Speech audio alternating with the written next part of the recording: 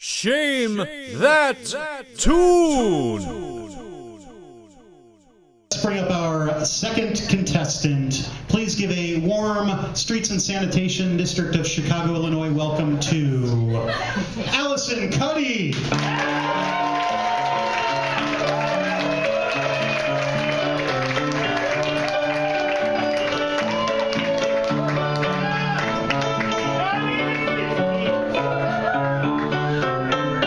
Okay, Allison, give that wheel a spin. Audience, shout out what you want to hear. Oh! Who let the dogs out? Who let the dogs out? I don't mind stealing bread. Oh, yes! Temple of the Dogs. Temple of the Dogs. Okay, Allison, you have 3 minutes on your mark. Get set. Shane. Hey guys.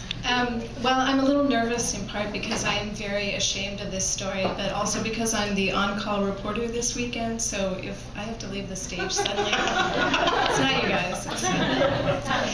Anyway, so this is a story from 9th grade, and it was the time when I kind of pulled a Lord of the Flies on my best friend with the help of my entire homeroom class. A few notes. I mean, there were some mitigating circumstances. I'm not a total bitch. Like, our homeroom was, out of 24 students, 22 were female.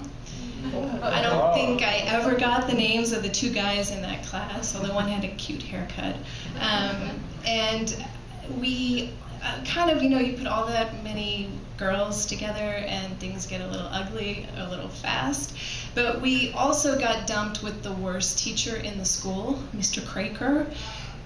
He was an aging, sexist, ultra-disciplinarian. He thought that girls should be seen and not heard, and suddenly he had 22 of us. So he decided to try and lay down the law. Every morning we would have to sing God Save the Queen together.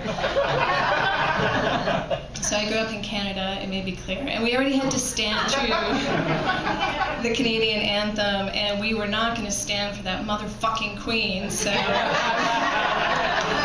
try as you might, we would not stand, we would not sing, he would yell, scream, plead.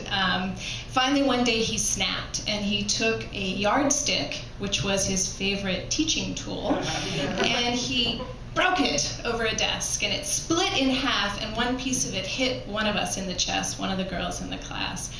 And it was sort of like, the opening shot of an already entrenched war, and we marched down to the principal's office, and we told him what an asshole our teacher was, and sure enough, Mr. Croker was asked to take a leave of absence after making an abject apology to the class. So, with that victory, we felt like we had to do more. I mean, the bloodlust was up, and so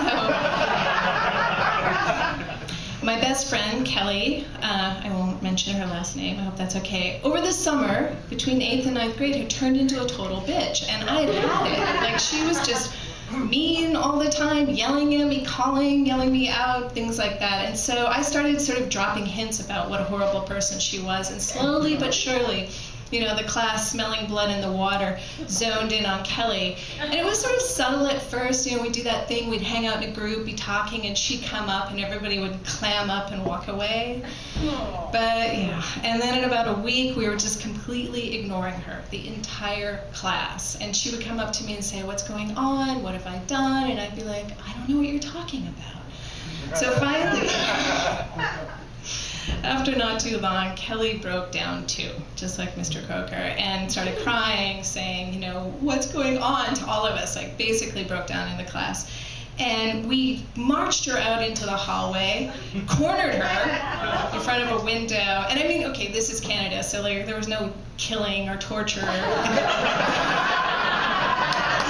USA.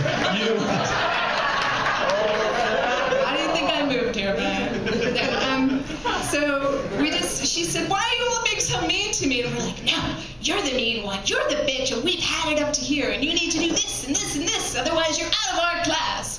So she kind of wised up and started acting nice again, but she and I never really became friends. Our friendship did not resume. The class welcomed her back in the fold, but we kind of went our separate ways. She started dating a guy whose only significant feature was that he owned a waterbed, and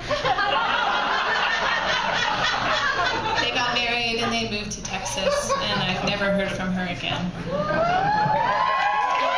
Allison, Cuddy, everybody.